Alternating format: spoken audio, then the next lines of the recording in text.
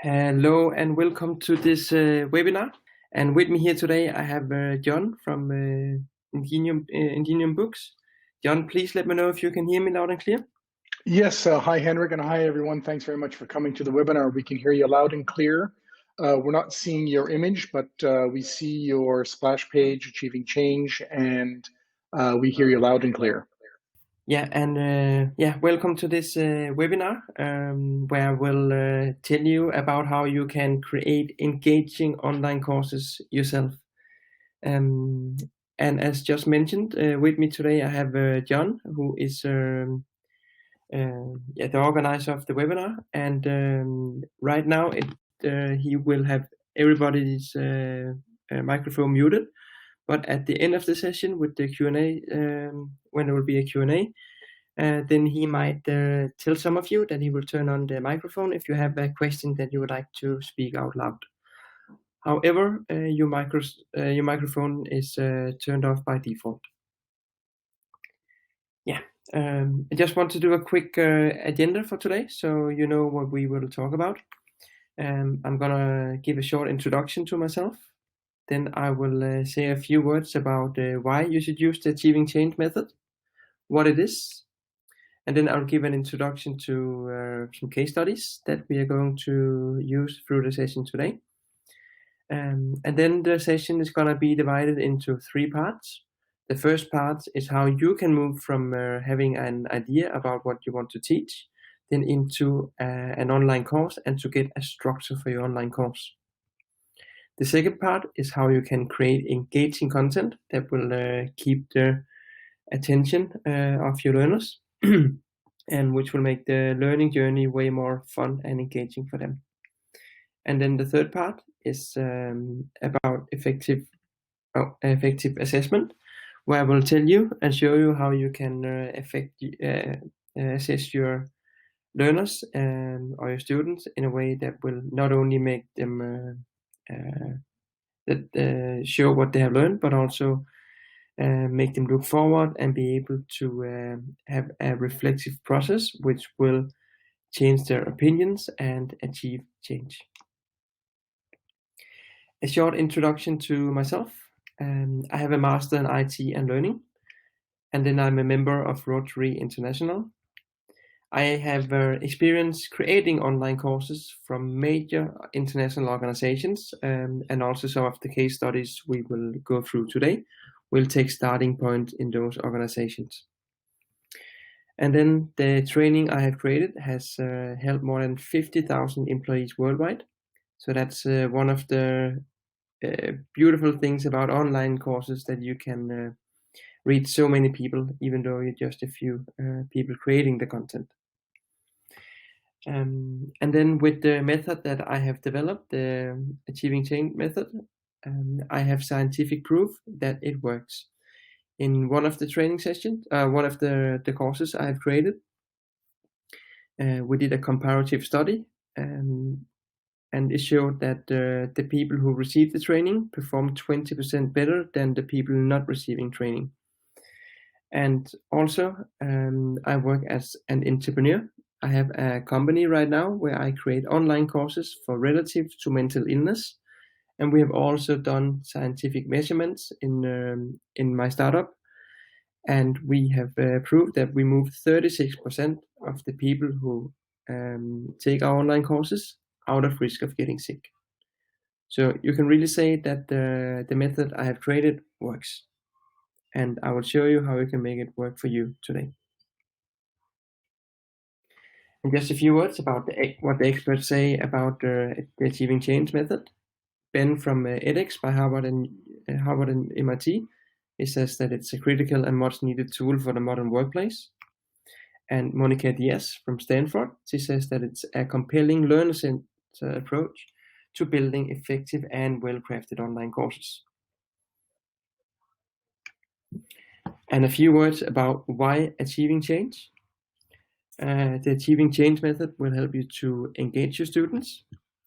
It will help them to apply new knowledge in practice, and that's where they achieve real results. Yes. And what is Achieving Change? It is a research-based method So the method is built from a lot of research I have done, where I have read a lot of different articles and books about how the brain works. That is contemporary research. But I've also read old articles and books all the way back to Aristotle. And then I have combined those studies and books and scientific articles with my experience working with the major companies. And again, the method is scientifically proven. In the session today, I will use some cases. One of them is from a company called Lundbeck, who is a pharmaceutical company, and they are the leading company in providing medication for depression and mental illness, and also medication that looks into the brain. Then I will use a case study from a company called Fairstart, who creates online courses with children's psychology to help orphanages around the world. With Fairstart, I have helped more than 30,000 children. And then I will use a case from Aarhus University, where I have created an online course in entrepreneurship. And then the last case I will use is from a company called Bestseller, who creates and sells clothes. And they are right now the biggest seller of clothes in China on AliExpress or Alibaba. So it's also a major company. And I've helped them to create sales training for their employees. Yes, some of the challenges that most of those cases that I have gone through today that they experience. Some of them, they have, or all of them actually, they have a lot of ideas, and then they come to me to ask, how can we get those ideas and turn them into an online course? And you might experience those challenges yourself. Then also they need a course structure. They really need to take all those ideas and get them into a structure so they can get started creating content. And then also, when they want to create content, they want to create it engaging. However, they do not know how to do it. They know how to do it in a physical environment, like the old way they used to do training, but they need to know how to do this in an online setting. And then also, they all want the learners to act in new ways. So it's not just enough to have knowledge about something. They really need the learners to go and do new things on the job. And it's those challenges that I have helped the companies with, and that I will help you to overcome in the session today. So part one, which is about how you can move from having an idea about what you want to teach to having an online course. In this part one, I will help you to know how you can develop a course structure, how you can structure your ideas, how you can get some knowledge about how the brain actually works. Because in order to develop the course structure and to know how you should structure your ideas, you need to know how the brain actually learns. So when I will go through part one, I will go from the bottom up. So we will start looking into how the brain actually learns.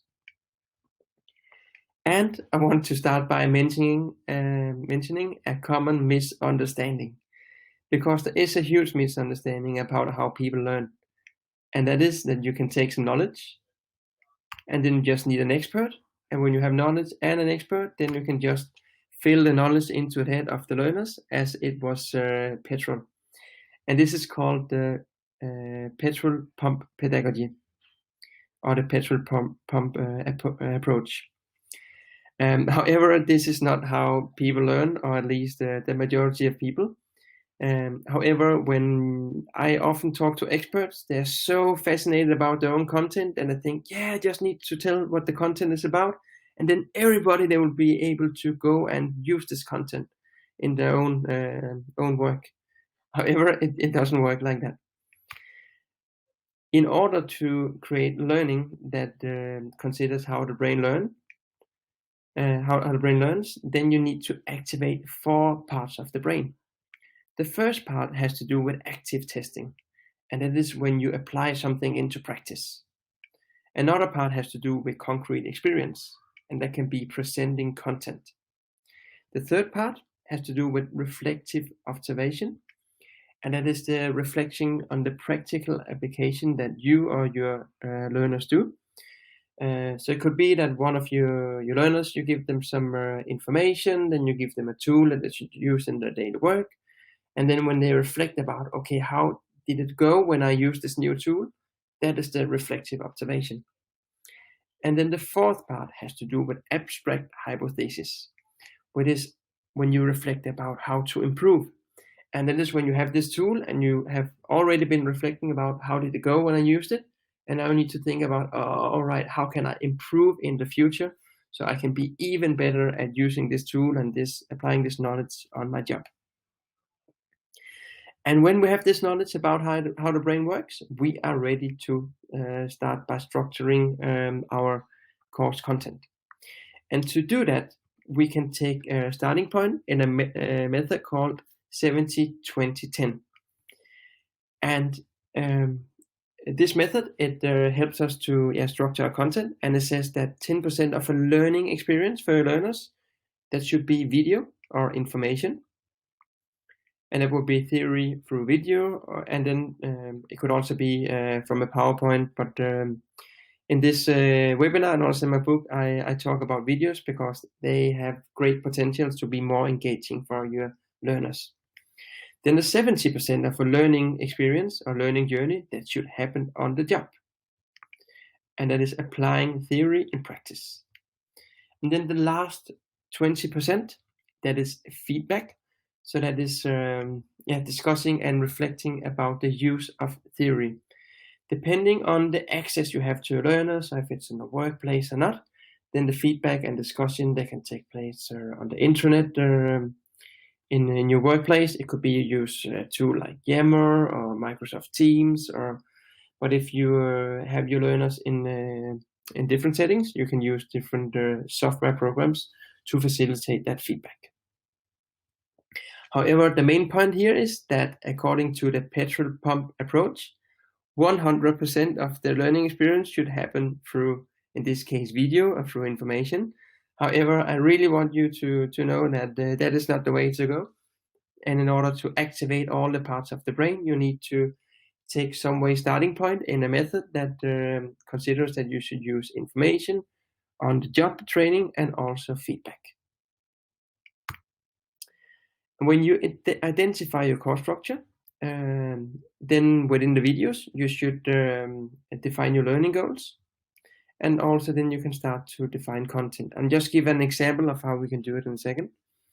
And for on the job, we need to identify some activities that our learners, they can perform on the job. And also some tools that helps them to convert the knowledge into practical like tools that they can use to perform those activities. And then the feedback, we will go into that in part 3 of this webinar. Yeah. So when you want to define your course structure, then a great method to use when you want to do it is to take a whiteboard and some post-its, and then you need to start asking yourself, what should my learners know? Why should they know it? And how can I make sure that they apply it on the job? How can I support them to do it? And about the what section, then I recommend you to take some post-its and then write down all the things you think your learners they should learn. And after that, you can divide them into different topics. And when you have a what your learners they should learn, then it's possible for you to ask yourself, okay, why should they learn it? And then add another post-it. And then also after that, you can add a post-it with which tool they can use, or you can give them so they can apply this knowledge into practice. But the what, that's the knowledge. The why is why they should know it, and the how is the tool. An example from a case with Lundbeck, this pharmaceutical company. Just need some water, just a second. An example I want to use here is from the company Lundbeck. They needed to create a leadership education. So I had a workshop with this HR partner, and we started the workshop by I asked her a lot about what should they learn, and I asked a lot of questions. And at one of them, she said, yeah, they need to learn to set directions and to set direction and goals. And then I was like, all right, and why should they know that? What should we tell them when we say you should learn this because? And then she said, it's the job. And then I was like, come on, that's I'm not really sure that will motivate any learner to tell them that it's the job. So then I questioned her and asked, are you sure that is the real why? And then we, just a second. There we go. Yes, and then we found out that the real why was that they needed to create a motivated and high-performing team. So that was the real why. So I also advise you, when you write down your words and then you ask yourself the whys, maybe ask them 2 or 3 times so you get into the real why about why your learners should learn it. And then I asked her, so how can we make sure that they learn to set direction and goals? And there we go. And then the tool we created for them was a workbook that included a performance scale.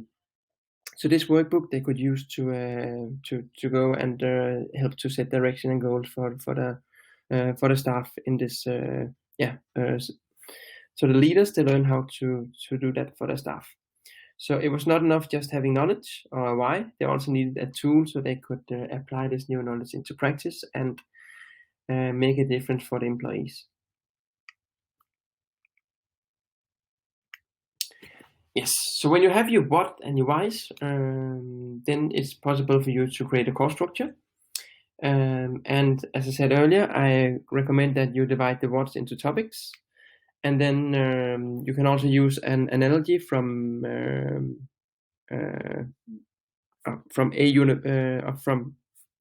universities with subjects and lectures. So if you have that analogy in mind, it's also a great way to structure it. So you say, okay, we have these subjects, and within each subject we should have some lectures, and then you can start to get a bigger overview of what your students they have to learn, or your employees they have to learn. And now I'll just move on to part 2, which is about how you can create engaging content. So now, when you know what your learners they should learn, then it's time to roll up your sleeves and start to create the content. In this part, I will talk about how you can increase the completion rate among your learners or employees, how you can achieve a higher learning outcome. And I will do that also by showing some case studies and giving some good advice of what you can do. So we can say that it's important to have the course structure of your course, but it's even more important, I would say, to have content that's engaging and that will serve your employees or learners well. In this part, I will talk a bit about some rules for engagement and how you can engage your learners, how you can write some great scripts that helps you to know what your learners they should learn and to know more about your own content, but also to structure it in a way that's helpful for your learners. And then I will share some tips for creating educational videos. There's a huge difference between creating videos that are on Netflix, because people they love to watch a movie on Netflix because it makes the brain relax. However, when we talk about educational videos, it's quite tough for the brain. It takes a lot of mental energy. So in order for us to maintain the attention of our students, our learners, we need to do well and to do it in a different way than people would normally create videos. Yes, so I'll just start with the rules of engagement. There are 3 rules I want to highlight for you now. I have more in the book, but I just want to show these 3 now. One is that all the content you create should be problem-based, so it should take starting point in the problem. And then you should always remember to have application, so your learners they apply the new knowledge in practice. And then also it's very great to have a demonstration of how they can apply it in practice. One example could about demonstration. I'm just thinking of one now. It's especially I often see some children, and then the parents, they say you should do this, but the children, they do not know how to do it until the parents, they show them and guide them and say, okay, this is actually how you should perform this action, and then the kids, they are able to do it themselves. And it's the same with grown-up education. If we have not done it before, it's always great to see a demonstration of the things we need to do. So problem-based, you can create problem-based learning through examination of case studies, and also by having your learners to solve a problem at the workplace. And now I want to include an example from the case study from Fair Start, which was the course where I helped to create online courses to educate caregivers. And they had problem-based learning because they had a challenge that happens at many orphanages, apparently, that the children, they often cry when the grown-ups, they're having lunch.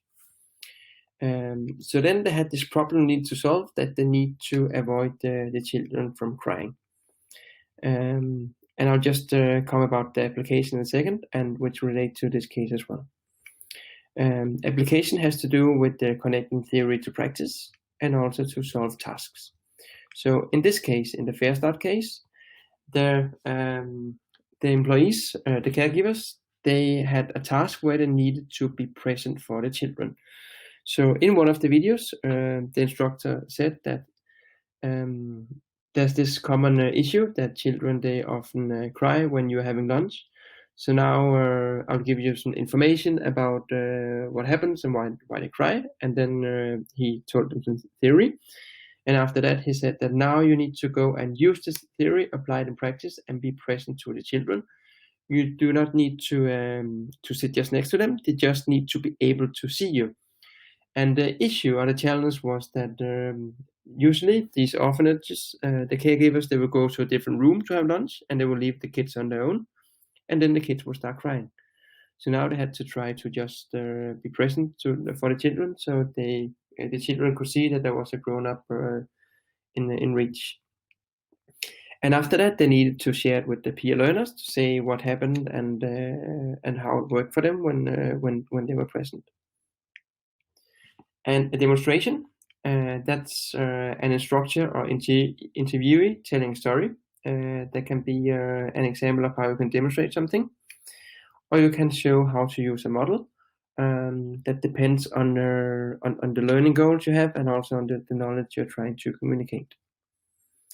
In the Fair Start case, or you can film a real life situation. In the Fair Start case, we did two different kinds of demonstration. One was a behavioral demonstration, where we showed an example of a caregiver that was present for the children. And then we filmed the children, and people could easily see how they were relaxed and not crying. And after that, we did an interview with one of the caregivers. That's a cognitive demonstration, where the caregiver told how she experienced being present to the children, and how it made a difference for her lunch and all her colleagues' lunch. And then when you know about those rules for engagements, then it's time to create the scripts. And the scripts is what you want to tell on video. You can use the teleprompter, or you can try to remember the content. However, I have a great experience using a teleprompter because it can be time saving. It's sometimes difficult to remember content and just say it on video. Also, when you write scripts, it helps you to structure your knowledge and helps you to communicate it clearly. That's also, I have the own experience myself, that when I sit down and I write a long email, the more time I spend on it, the shorter it becomes and the more clear and precise it is. And it's the same with the script. And also, it helps the learners when you communicate clearly. It helps the learners to spend the mental energy learning instead of trying to figure out what is it that you mean or what is exactly meant by this. When you are clear and precise, then your learners, they can just focus all the energy on learning what you want them to actually learn. When you create the scripts, I recommend that you can use Word, and then you create a table. And if you look closely into this now, you can see that actually it's not written what, why, how anymore. Now it says why, what, how. And that's because when you create your scripts, then you need to take starting points in your learners. And your learners, they need to know why they should listen to what you have to tell them before you tell them what it is about, or what the content is. When you created the what, why, how process, that took starting point in you. And it was important for you to know what you want to teach before you can say why it's important. But for the students, you need to do it the other way around. And an example from the bestseller case, it was for one of the stores where the employees, they needed to learn to set lights in the store in a different way because it could raise the sales and increase the sales. So in this case, the why was you should listen to this because it can increase the sales by 15%. That affects all the store managers' salary. So yeah, that was a great why for them. And what it was about, that was to have a correct adjustment of lights in the store. And then how to do it. Then we created a printable PDF showing the setup, which they could print out and have in the store and walk around in the store to use this to set up the lights. And then the script, then we wrote the script that we use for the video about how we wanted to present it. And also when you use a script, that's the next part. It's not enough just to say that you can increase your sales by correct adjustments. You also need to use some great tips which can make the content engaging for your students, so the scripts themselves. And now I will share with you some tips on how you can create your own scripts more engaging for your students or learners when you write them. And that's the tips for the educational videos. Yeah, and I'll just say a few words about how you can create more engaging videos and maintain your learners' attention and also increase the learning outcomes because they're all connected together. And then, yeah, that's just something I want to highlight, that it's more important how you create your videos in terms of the tips you use, or in my nerdy language called pedagogy. It's more important than the technology and how crisp your video is. Or said in another way, it's more important what you say in the video than how great the film quality is. Just always remember that it's more important to pay attention to the content rather than the equipment you use for filming. Yeah. So one of the first tips I want to share with you is that you should use examples. It's a great thing to use examples when you create scripts.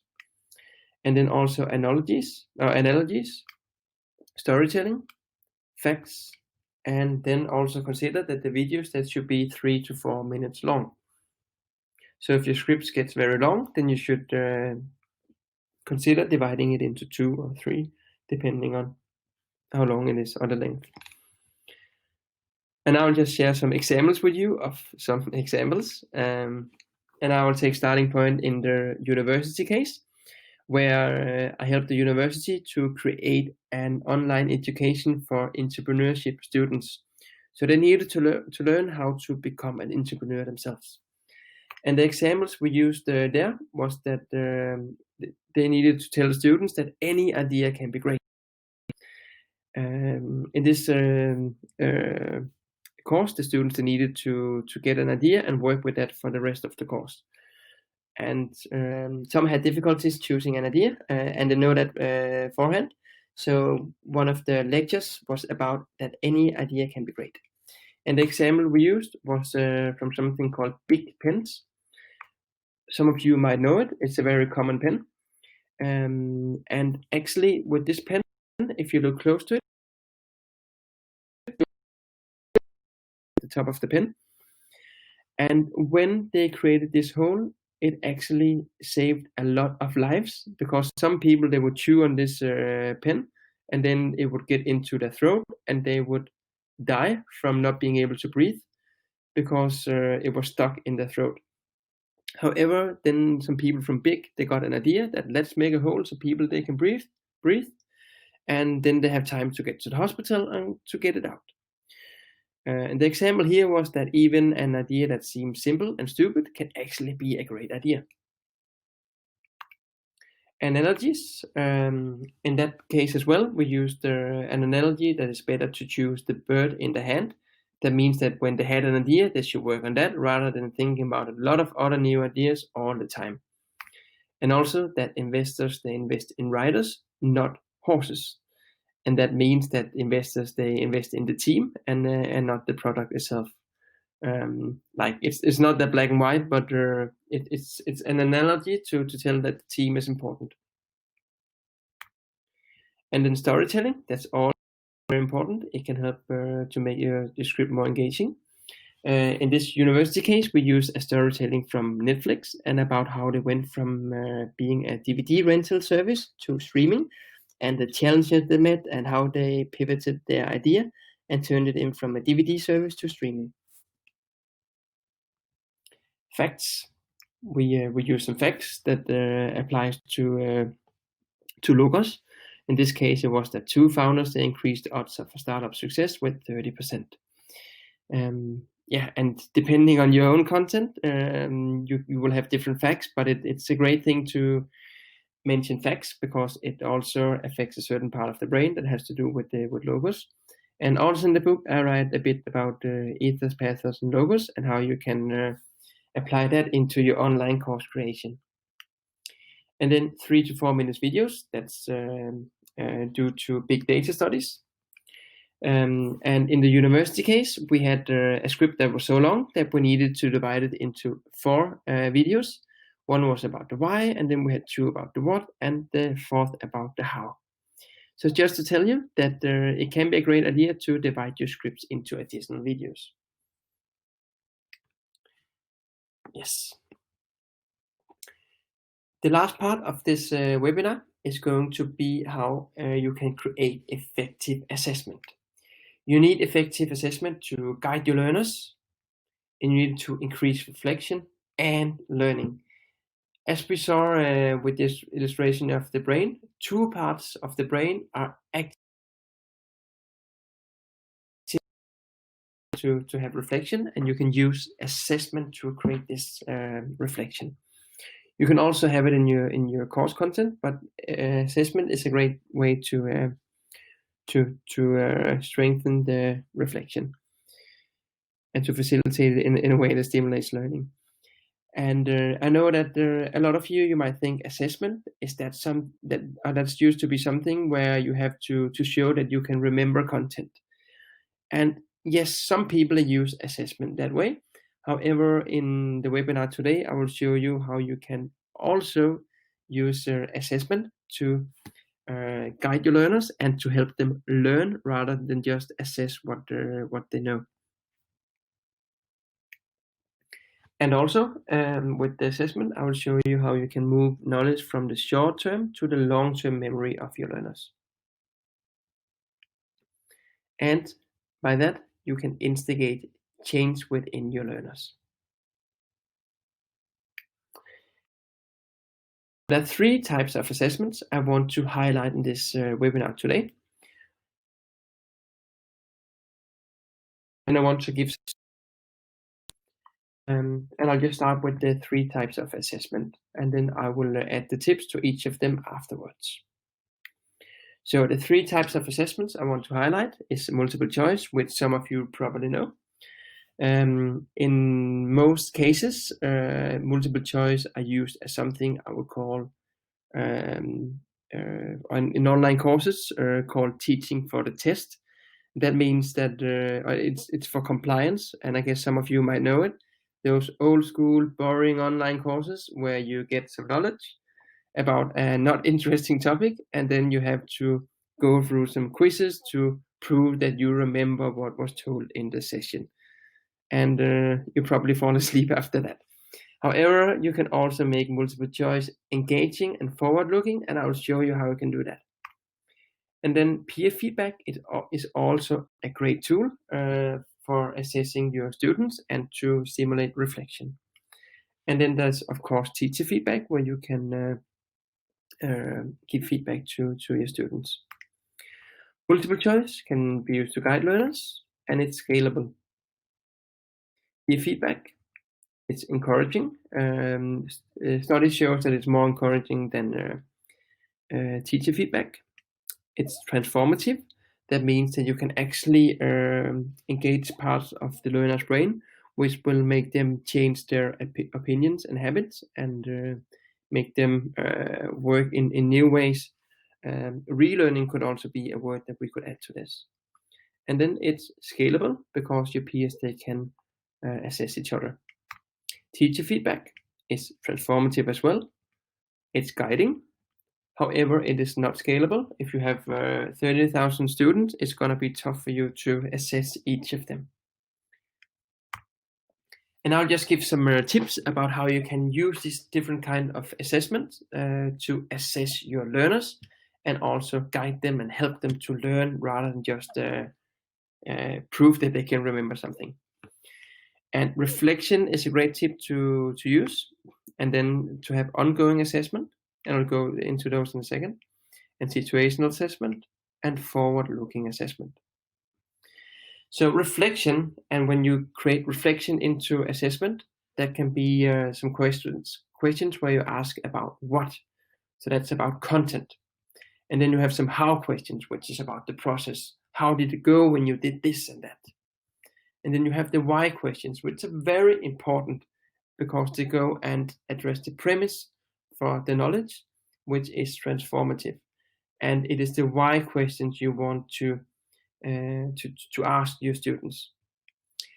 And an example for these what, why, how questions in the Fair Start case is that the what question we ask what tasks and activities did the caregivers perform between session 2 and 3. So when we asked them this question, they were to reflect about something that really happened, about some activities. So we created a context for them to reflect upon. And then we moved on to the how question. How did the children react to the new ways of doing? So now they had to reflect about how did it go, and how did they actually react? What happened when this new knowledge was applied into practice? And after that, so when they had the context, we were able to ask them why. In this case, we asked them, why do you think the children's behavior changed or didn't change when the caregivers tried the new activities? And this reflection, you cannot just ask the why question without having the how and the what. But the why question is the most important of them.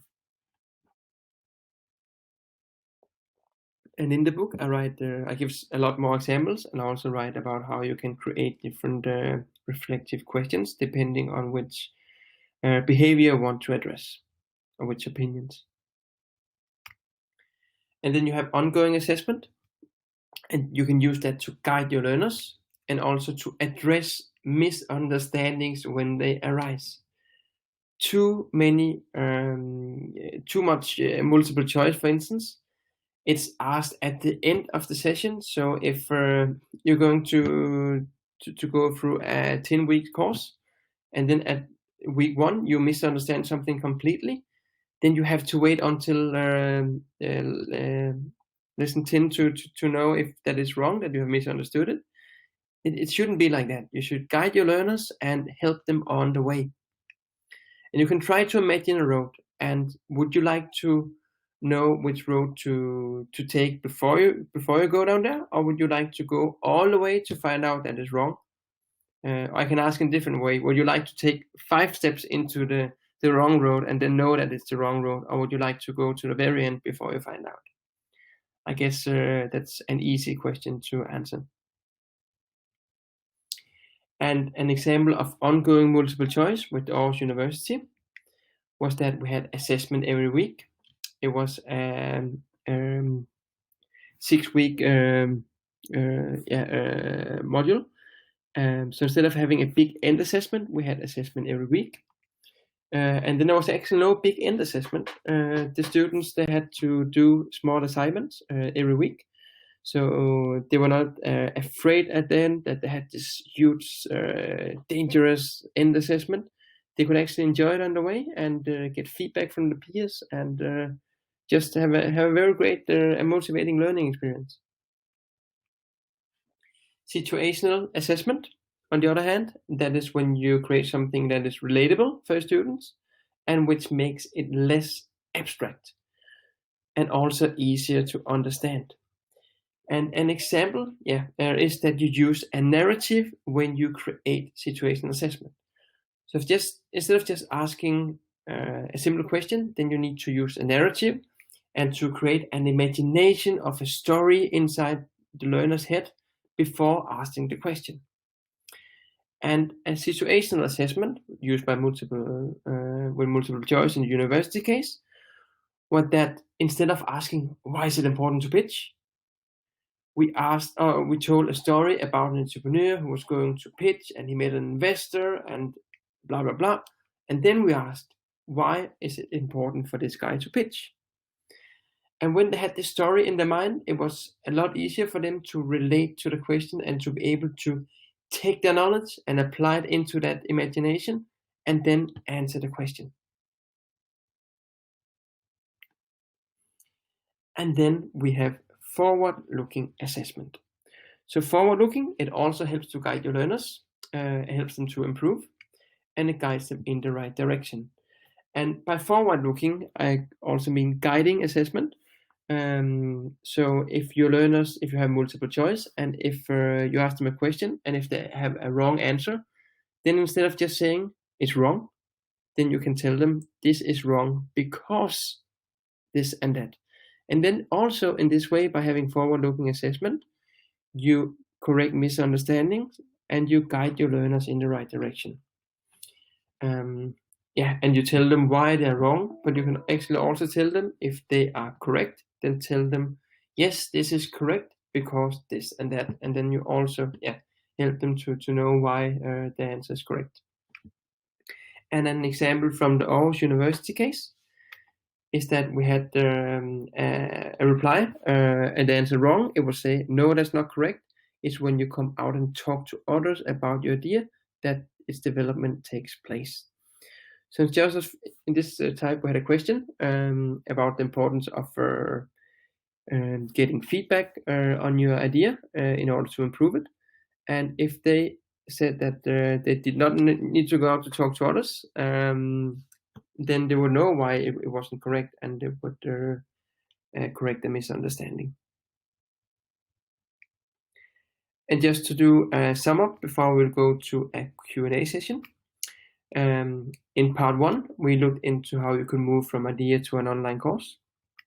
In part 2, how you can create engaging content that helps your learners to have a way more fun learning experience and to keep and maintain their to maintain their attention and engage them. And then part 3, we look into how you can create effective assessment. In the Achieving Change book, I have a lot more examples, and also I look more into how more examples of and tips how you can structure scripts and create engaging content and also assessment.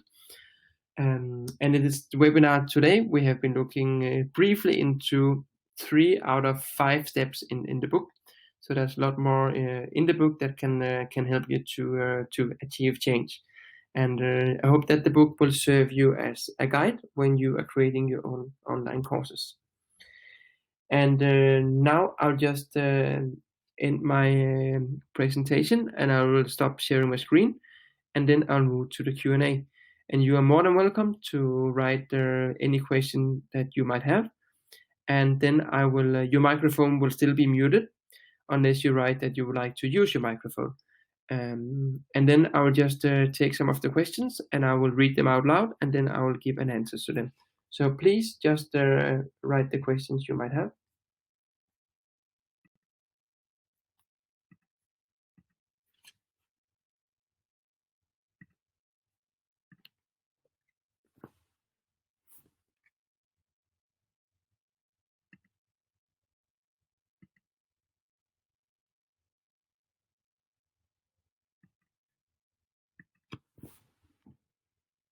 and I'll just wait for some of you to write your questions, if you have any. I could also ask in another way, what is your questions? Or what are your questions?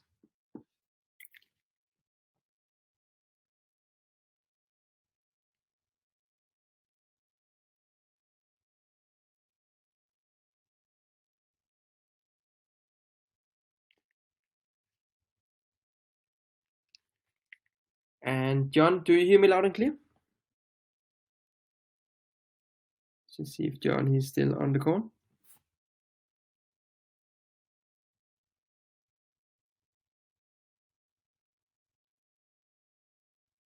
No. I'll just give you all a few minutes to think about what questions you might have, and then I will be very happy to answer them.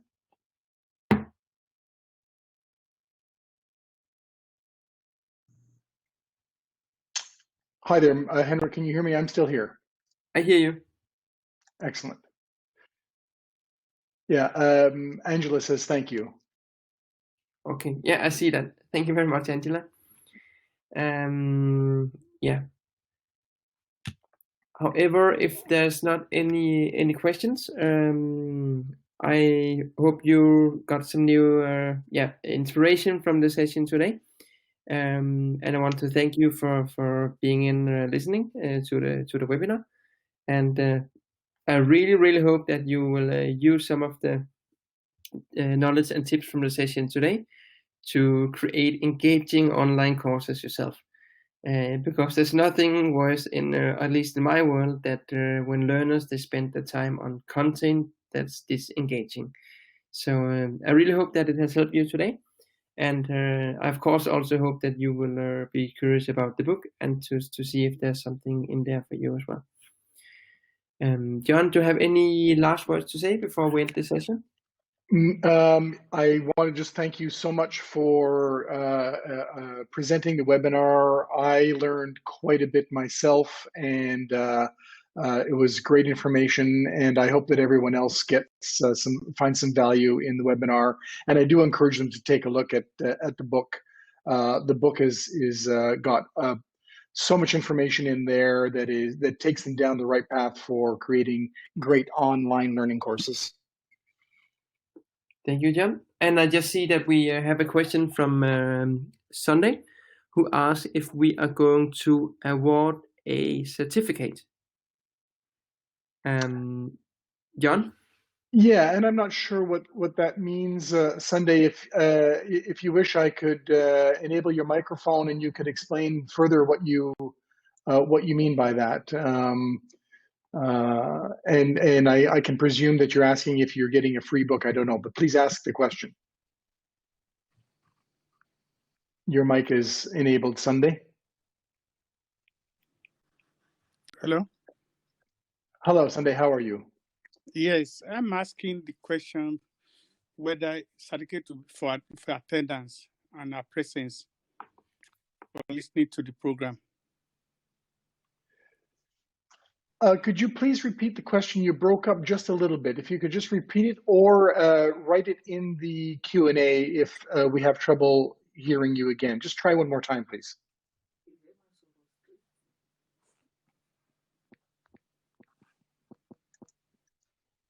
John, I think I got the question from Sunday, and the question was if we will award a certificate for the attendance today in the webinar today.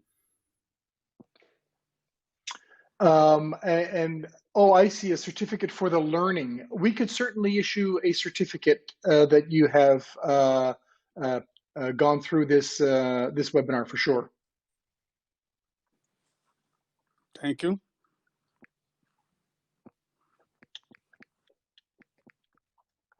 And thank you for the idea, Sunday. That's a great idea. I actually like it quite a lot to create a certificate. Yeah. I'm going to mute you now, Sunday. Okay.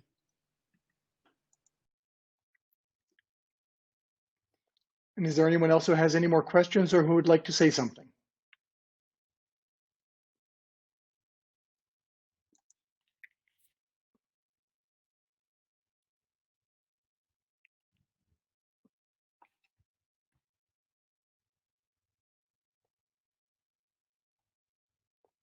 And I John, see there's a that. question from Maria. If everybody have to send their emails for the certificate? No, we have your email. When you signed up, we have your email. We keep that in total confidence, of course, and respect of privacy. But we will send the certificate of attendance to everyone, as a matter of fact. Does that answer your question, Maria?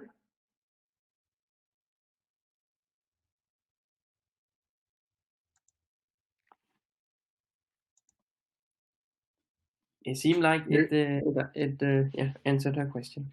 Excellent. You're welcome.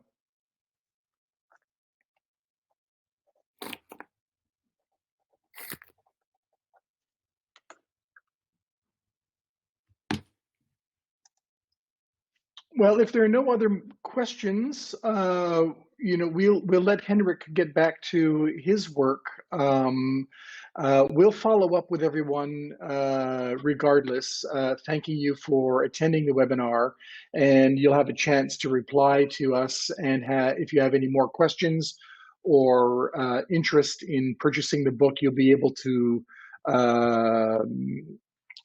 do that with a follow-up email that we will send to you in the short little while.